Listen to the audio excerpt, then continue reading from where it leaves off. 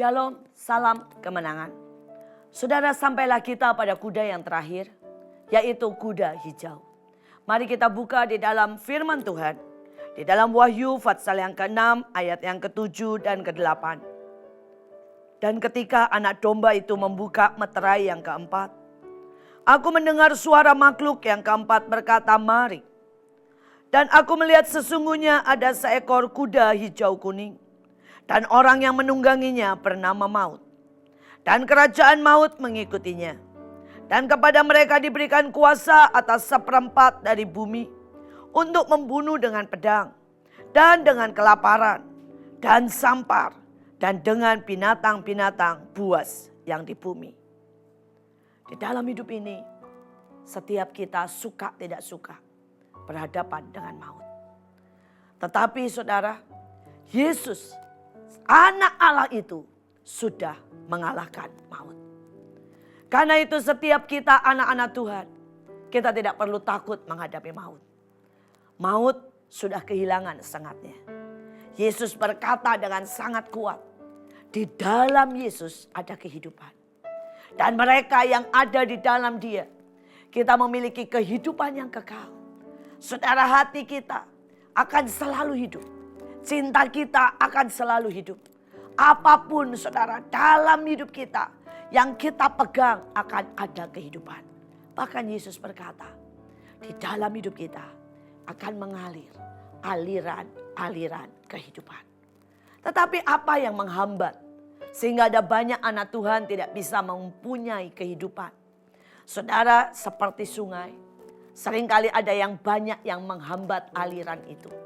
Itu bisa sampah, itu bisa batu-batu, itu bahkan bisa saudara sesuatu kotoran atau tiba-tiba waduk, apapun ranting-ranting yang tiba-tiba menghambat aliran kehidupan. Mari kita koreksi hari-hari ini dalam hidup kita. Apakah aliran kehidupan itu selalu mengalir? Ataukah kita sedang mengalami banyak sekali hal-hal yang menghambat dalam hidup kita? Seringkali tanpa kita sadari, kekerasan hati kita, kekerasan prinsip kita, kekerasan kemauan kita, dan seringkali kemauan yang bukan dari Tuhan, membuat aliran kehidupan itu menjadi tersumbat.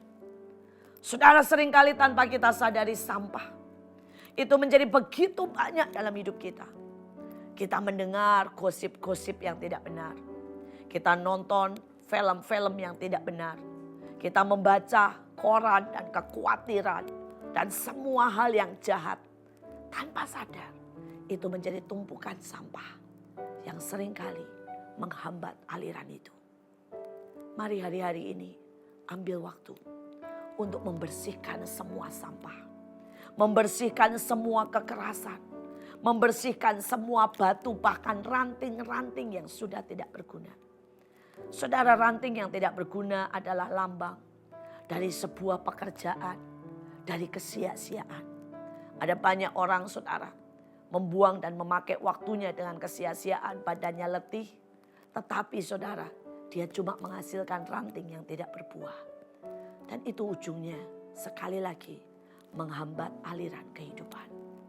Mereka yang tidak memiliki saudara aliran kehidupan, mereka menjadi sangat mudah dimangsa oleh kuda saudara yang terakhir, yaitu kuda hijau atau kuda kematian atau kuda maut.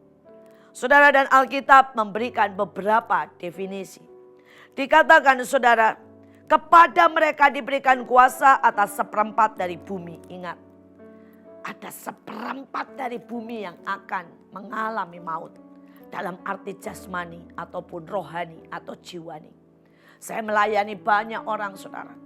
Yang secara tubuh oke, tetapi di roh sudah mati. Dan saya melayani banyak orang.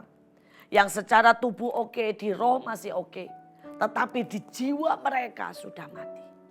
Mereka sudah tidak punya saudara keinginan apa-apa suami. Di dalam keluarga saudara mereka mengalami kedinginan hubungan suami istri. Dengan anak tidak ada cinta. Saudara, dan setiap kali saya melihat itu, saya tahu ada masalah dengan jiwanya. Jiwanya sudah mati. Dan kita lihat apa yang menjadi sebab. Dikatakan seperempat dari bumi dibunuh dengan pedang. Saudara, sekali lagi perkataan negatif ini sangat berbahaya. Pedang di dalam Alkitab selalu identik dengan perkataan. Saudara, dan perkataan ini seringkali bisa menjadi pembunuh yang sangat berbahaya. Perkataan itu bisa membunuh roh, bisa membunuh jiwa, bisa membunuh berkat, bisa membunuh bakat, bisa membunuh talenta, bisa membunuh apa saja. Saya ingat sebuah kejadian. Dulu anak saya, saudara, pada waktu kecil suka sekali berhayal dan suka sekali cerita. Saudara, dan sekali waktu dia datang terlambat ke sekolah, umur 3 tahun, dan gurunya tanya kenapa dia datang terlambat. Saudara, dan dia mulai berhayal dan mulai cerita. Dia berkata, tadi di jalan ada tabrakan dan ada 2 yang kepalanya putus dan sebagainya, bla bla bla, saudara. Saudara, gurunya bertanya kepada saya dan saya bilang tidak ada, dia cuma terlambat bangun saja dan itu adalah khayalan dia. Saudara, gurunya marah dan gurunya berkata, ini anak memang tidak bisa membedakan antara yang benar dan salah. Dia selalu berhayal, dia penuh dengan halusinasi, dia ini anak yang tidak beres. Saudara, dan saat itu saya berkata, enggak Bu, anak saya enggak seperti itu, dia kreatif. Dia tahu artinya berimajinasi. Dan dia tahu ada sebuah destiny untuk dia menjadi seorang pengarang. Baik itu buku ataupun yang lain. Saudara, gurunya sempat marah.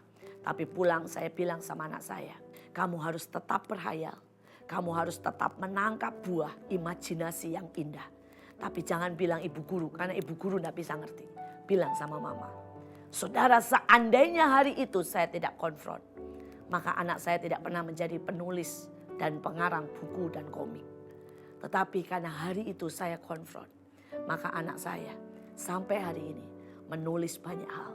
Menulis naskah, menulis cerita, menulis komik dengan semua imajinasi yang Tuhan berikan.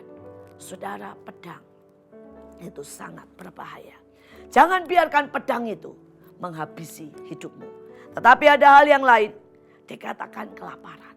Saudara, ada banyak orang yang mengalami kelaparan. Dia lapar dicintai. Dan gara-gara lapar dia sampai melacur. Dengan mudah saudara dia menerima cinta yang murahan. Yang kotor saudara. Diperlakukan sembarangan. Karena apa? Lapar. Tadi malam ada seseorang konseling dengan saya. Pada waktu dia kecil saudara. Dia tidak pernah diperhatikan orang tuanya. Orang tuanya selalu berantem. Dan dia punya seorang om. Dan om ini saudara kelihatannya sangat baik. Karena dia begitu lapar kasih. Maka dia selalu gelendot. Selalu saudara minta dipangku oleh om itu. Tapi om ini saudara membuat dia mengalami trauma yang mengerikan. Karena ujungnya om ini melakukan pelecehan dan incest. Saudara, dan om ini melakukan itu selama 5 tahun. Dan dia tidak bisa lepas. Dia tahu itu salah, tetapi dia tidak bisa lepas. Dia berkata, saya sangat lapar karena cinta.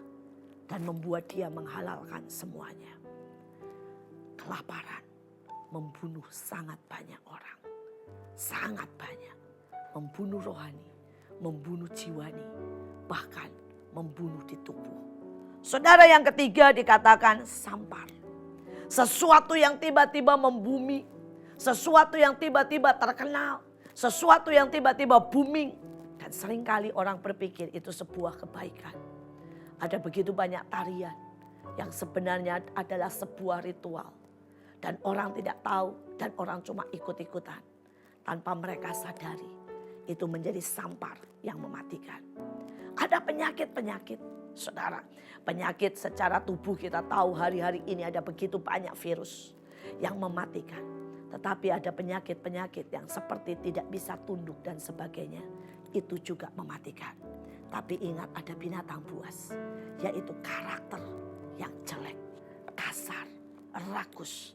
Dan itu juga mematikan. Hati-hati hari-hari ini menghadapi kuda yang terakhir. Yaitu kuda maut. Tapi kita ingat lebih dari pemenang. Maut sudah tidak ada sengatnya buat mereka yang selalu menyatu dengan Tuhan. Mari kita berdoa. Tuhan, kami percaya kami lebih dari pemenang. Dan maut sudah dikalahkan di bawah kaki kami. Biarlah setiap anak-anak-Mu hari ini memiliki kehidupan. Roh kami menyala-nyala. Dari dalam hati kami mengalir aliran-aliran kehidupan. Kami terima ini di dalam nama Tuhan Yesus. Amin. Tuhan Yesus memberkati.